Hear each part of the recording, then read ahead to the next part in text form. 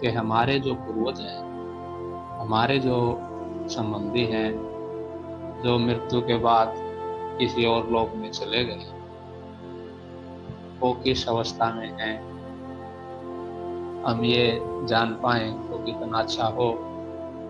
उनसे हमारा कुछ संपर्क स्थापित हो तो हमें एक तरह की मानसिक शांति और खुशी मिले। ये तकरीबन मनुष्यों के अंदर रहता है ये भाव। तो आज की जो चर्चा इस विषय पे आरंभ होगी, इसके बाद जो दूसरा विषय लिया जाएगा वो साधकों के अंदर ये रहता है कि मुझे जो सौपन आते हैं, चाहे कोई किसी भी साधना पथ का पथिक हो, उसको जो सौपन आते हैं उनमें कुछ सौपन विशेष होते हैं, या तो वो बहुत ज़्यादा नकारात्मक होते हैं या बहुत ही शुभ होते हैं। तो स्वाभाविक रूप से साधकों के अंदर ये जिज्ञासा उठती है कि हम इसका अर्थ जानना चाहते हैं कि इस सोपन का क्या अर्थ है। तो दूसरा विषय उसको सोपन को लिया जाएगा। ये दोनों सामान्य विषय हैं जो सभी साधकों और संसारियों के अंदर पाए जाते हैं। तो पहला जो विषय मैं लेता हूँ वो है कि हमें कैसे पता लगे कि हमारा जो पूर्वज, जो संबंधी, हमारे माता पिता हैं, हमारे दादा दादी या और भी जो घनिष्ठ संबंध हमारा रहा, अगर उसकी मृत्यु हो गई है, वो किस अवस्था में है या हमें बार बार स्वप्न में दर्शन दे रहा है, तो इसका क्या अर्थ। इस विषय में जो है अलग अलग मत पाए जाते हैं। तो मैं यहाँ पे अपने विचार, अपना मत रखना चाहूँगा। अगर आपको वो उचित लगता है तो आप उसको अपना सकते हैं। अपनी स्वयं की बुद्धि का प्रयोग कीजिए, तर्क का प्रयोग कीजिए, और जब आपको वो मेरी बात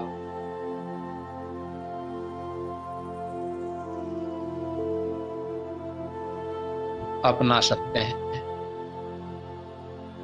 देखिए दोस्तों, जो भी हमारे आत्मीय जन होते हैं, जिससे हमारा खून का या दिली रिश्ता होता है, तो स्वाभाविक रूप से उनकी मृत्यु होने के बाद स्वप्न में हमें उनके अक्सर दर्शन होते रहते हैं। और वो जो दर्शन जब किसी व्यक्ति को बार बार होते हैं तो वो ये सोचने पे मजबूर हो जाता है कि मुझे इस मेरे प्रियजन के, मेरे संबंधी के बार बार दर्शन होने के क्या कारण है।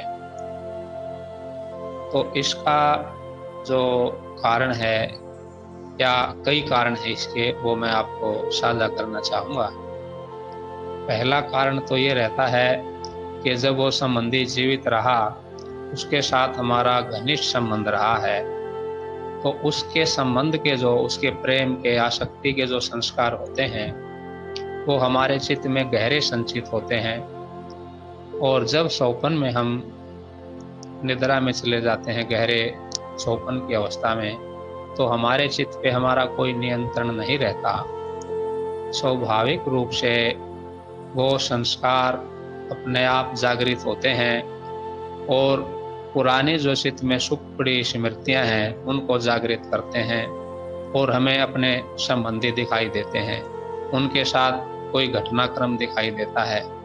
पहला कारण तो उनके साथ जो घनिष्ठ संबंध रहा ये है, वो जो गहरे संस्कार हमारे चित्त में बैठ गए हैं। दूसरा जो कारण होता है वो साधक के चित्त की सूक्ष्मता होता है। साधक किसी भी साधना मार्ग का रहा हो, अगर उसके चित्त की स्थिति धीरे धीरे सूक्ष्म और शुद्ध होती हुई जाती है तो उसका चित्त इस योग्य हो जाता है कि वो सूक्ष्म विषयों को ग्रहण कर सके। तो इसीलिए उसके जो प्रियजन होते हैं उनके साथ उसका संपर्क जुड़ने लगता है, क्योंकि वो सूक्ष्म शरीर में होते हैं और साधक का जो चित्त है या मन है वो भी सूक्ष्म स्तर तक पहुंच जाता है, तो उनकी जो वाइब्रेशन है, जो तरंगे हैं, उसके चित्त के संपर्क में आती हैं और वो फिर एक सौपन का सर्जन करती हैं। उसमें उसे वो घटना दिखाई देती है जो वो प्रियजन इच्छा रखते हैं कि इसके माध्यम से मेरी ये जो अधूरी इच्छा रह गई है इसके द्वारा पूरी हो। आपने या तो अपने जीवन में या अपने किसी परिचित के जीवन में अक्सर ये घटनाएं सुनी भी होंगी कि वो ये कहते हुए पाए जाते हैं कि मेरे सौपन में मेरी माता जी आई, मेरे मामा जी आए, मेरे पिताजी आए और उन्होंने मुझे आदेश दिया कि आप जो मेरा ये अधूरा काम है, काम रह गया था, इसको पूरा कीजिए, या मेरी जो ये इच्छा है, मैं ये चाहता था अपने जीवन काल में और वो अधूरी रह गई, आप उसको पूरा कीजिए। और अगर वो उसका जो संबंधी होता है उसको नज़रअंदाज करता है, तो वो बार बार उसके सोपन में आके उसको उस दिशा में प्रेरित करते हैं, तो उसको मजबूरी में फिर वो काम करना पड़ता है। तो इससे स्पष्ट होता है कि अगर वो अपनी कोई इच्छा आपके सामने प्रकट करते हैं और आप उसको नज़रअंदाज करने के बाद भी वो दोबारा फिर आते हैं, तो ये आपके मन की कल्पना नहीं है, वो आपसे निश्चित रूप से उस इच्छा की पूर्ति चाहते हैं कि ये अभी जीवित है, स्थूल शरीर में विद्यमान है और मेरा जो स्थूल शरीर है वो छूट गया है, मैं इस इच्छा को पूरा नहीं कर सकता, इसके माध्यम से ये इच्छा पूरी हो सकती है, तो वो उससे पूरा करवाने का प्रयास करते हैं। इसमें आप एक काम कर सकते हैं कि कई बार साधकों को कोई निर्देश और सुझाव नहीं मिलते, मात्र जो है प्रियजन दिखाई देते हैं और गायब हो जाते हैं, तो वो ये इच्छा को नहीं पकड़ पाते कि इनकी क्या इच्छा है।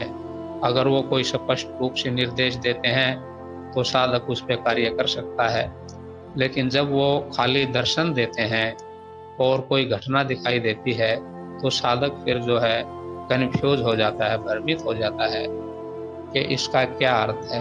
तो उस अवस्था में कई बातें हम ध्यान रख सकते हैं, जैसे अगर हमारा वो जो पूर्वज है, प्रियजन है, अगर हमें दुखी अवस्था में दिखाई देता है, मलिन वस्त्रों में दिखाई देता है, रोता हुआ दिखाई देता है, क्रोध करता हुआ दिखाई देता है, तो ये नकारात्मक लक्षण है।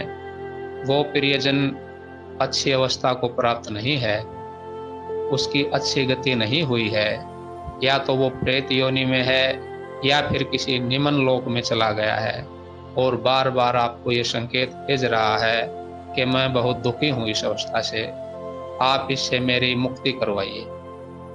और इसके विपरीत अगर वो आपका प्रियजन आपको सफेद अच्छे स्वच्छ वस्त्रों में दिखाई दे रहा है, प्रसन्न मुद्रा में दिखाई दे रहा है, आपको आशीर्वाद ब्लेसिंग्स दे रहा है, तो इसका साफ तौर पे अर्थ है कि वो अच्छे लोक में और अच्छी गति को प्राप्त हुआ है और उसकी मंगल कामना आपसे जुड़ी हुई है, उसकी ब्लेसिंग्स आप तक पहुंच रही है, वो आपका सहयोगी है।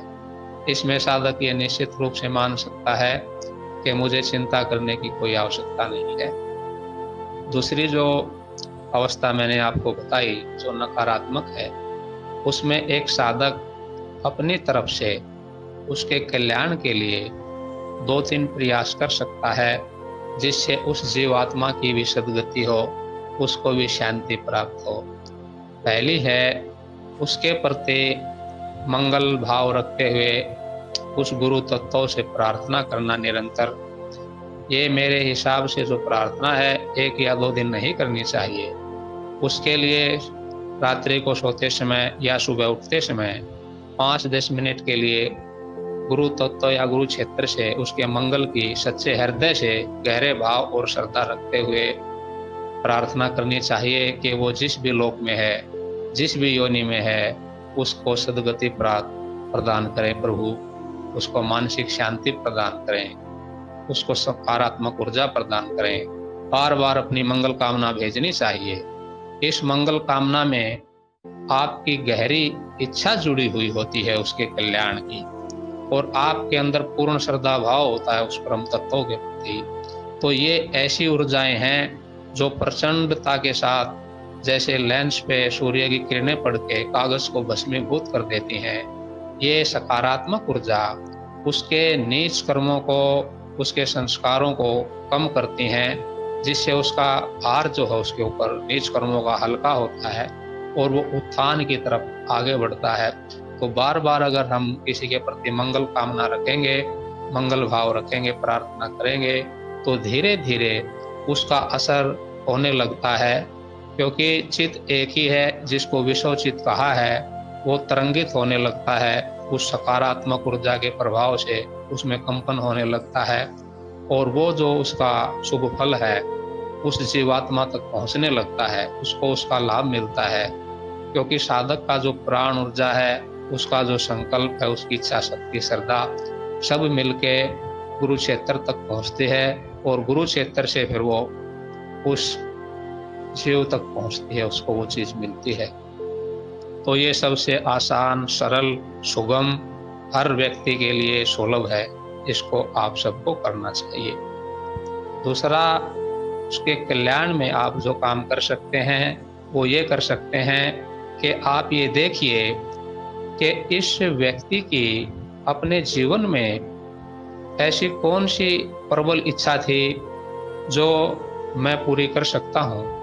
अगर वो इच्छा आपके वश में है पूरी करना, जिससे किसी का नुकसान ना हो, तो आप उस इच्छा को पूरा कीजिए और उस परम तत्व से ये प्रार्थना कीजिए कि इसकी ये जो इच्छा की पूर्ति है, इसकी संतुष्टि इस जीव तक पहुँचे। जैसे उदाहरण के लिए, उस व्यक्ति के किसी तीर्थ स्थान पे जाने की इच्छा थी, वहाँ जाके आप तीर्थ स्थल पे जाके ज़रूरतमंदों को दान कर सकते हैं। या वो व्यक्ति कोई अच्छी चीज़ खाने की इच्छा रखता था, उसको आप गरीबों को, ज़रूरतमंदों को बाँट सकते हैं। अच्छे वस्त्र पहनने की इच्छा रखता था, उनका दान कर सकते हैं। तो दोस्तों, जैसे हमारा जो रुपया है, विदेश में डॉलर में कन्वर्ट हो जाता है, इसी प्रकार हम अगर उस व्यक्ति के मंगल की कामना रखते हुए ज़रूरतमंदों को, दुखियों को दान करते हैं, तो उस का फल जो है उस जीवात्मा की तरफ सरकने लगता है, क्योंकि आपका जो भाव है उसके कल्याण का है और उसके कल्याण के भाव को अपने अंदर रखते हुए आप वो शुभ कर्म कर रहे हैं, तो आपको तो ये पुण्य का फल मिलेगा ही मिलेगा, उस जीवात्मा तक भी ये पुण्य का फल पहुँचेगा। तो दूसरा हो गया दान, उसकी अधूरी इच्छा का पूरी करने का प्रयास। तीसरा जो है वो ये है कि जो गायत्री मंत्र है, वो वैदिक मंत्र है, परम कल्याणकारी मंत्र है। उसको आप अगर विधि विधान से करेंगे तो वो आपके बस के बाहर है। विधि विधान के उसके पूरे एक क्रम होता है। उसमें आपको एक माला लेनी होती है चंदन या तुलसी की, उसके फिर पुनश्चरण होते हैं, इतनी मात्रा में संख्या होती है, उसका फिर समय होता है। इस तरह आप एक कर्म कांड में उलझ जाएंगे, ये सब के बस की बात नहीं है। तो इसका एक मैं आपको सुगम उपाय बता देता हूँ। आप जो है गायत्री मंत्र का मानसिक जप कर सकते हैं। सुबह स्नान करके, शुद्ध वस्त्र धारण करके, एक आसन लेके उस मंत्र का आप एक समय निर्धारित कीजिए कि मैं 10 मिनट, 15 मिनट, आधा घंटा, जिसके पास जितना समय है, जितनी सामर्थ्य है, उस मेरे संबंधी के कल्याण के लिए, इस मेरे जो शुभ कर्म का फल है उसको प्राप्त हो, उसकी सद्गति हो, मानसिक शांति प्राप्त हो, ये भाव रखते हुए कम से कम उसके लिए 21 दिन का आप जप कर सकते हैं और ज़्यादा से ज़्यादा समय बढ़ाएँ, इसमें कंजूसी ना बरतें। भले ही आपको आधा या 1 घंटा देना पड़े, इसके बहुत ही प्रबल सकारात्मक परिणाम होते हैं। गायत्री मंत्र की महिमा से आप लोग अभी पूरी तरह परिचित नहीं हैं। ये वो मंत्र है, अगर कोई इसको सिद्ध कर ले, तो संसार में उसके लिए फिर कुछ भी सिद्धि प्राप्त करना असंभव नहीं है, हर चीज़ उसको संभव होती है। ये सद्बुद्धि का मंत्र है, जिसके अंदर सद्बुद्धि जागृत हो जाती है, वो आत्मज्ञान का भी अधिकारी हो जाता है। ये मंत्र व्यक्ति को भोग और मोक्ष, आत्मज्ञान, ब्रह्म ज्ञान हर चीज के योग्य बना देता है। उसकी बुद्धि को परिमार्जित करता है, शुद्ध करता है। फिर ऐसा व्यक्ति अगर गुरु के श्रीमुख से ब्रह्म वाक्यों का, आत्मज्ञान का श्रवण करता है तो उसको उसी समय वो ग्रहण कर लेता है। इतनी निर्मल बुद्धि से हो जाती है। अगर कोई सांसारिक इच्छा रखते हुए इसका जप करता है तो छोटी मोटी और बड़े स्तर की इच्छाएं भी इससे पूरी हो जाती हैं। लेकिन उसके लिए गुरु का मार्गदर्शन नितांत आवश्यक होता है। लेकिन जो मानसिक जप है, अगर वो आप अच्छी तरह ना भी कर पाएंगे तो आपको कोई हानि नहीं होगी। मानसिक जप में सबसे बड़ा फायदा यही होता है कि मानसिक जप करते हुए अगर आपसे कोई अशुद्धि, त्रुटि भी होती है तो उसका आपको कोई दुष्परिणाम नहीं प्राप्त होता। तो इसलिए आप सुबह स्नान करके आधा घंटा अगर निर्धारित करते हैं तो फिर 21 दिन तक आधा घंटा ही करें। उसको बढ़ा सकते हैं, समय को घटा नहीं सकते। आधा घंटा से 35-45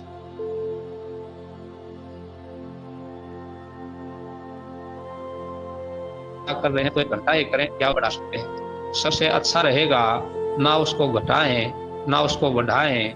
उसका एक समय निश्चित करें कि आधा घंटा मैं जप करूंगा, 1 घंटा जप करूंगा। फिर उसी क्रम से 21 दिन तक सुबह स्नान के बाद करें और उसका जो फल है अपने संबंधी को मानसिक रूप से गुरु क्षेत्र से प्रार्थना करें, इसको प्राप्त हो मेरे जप का।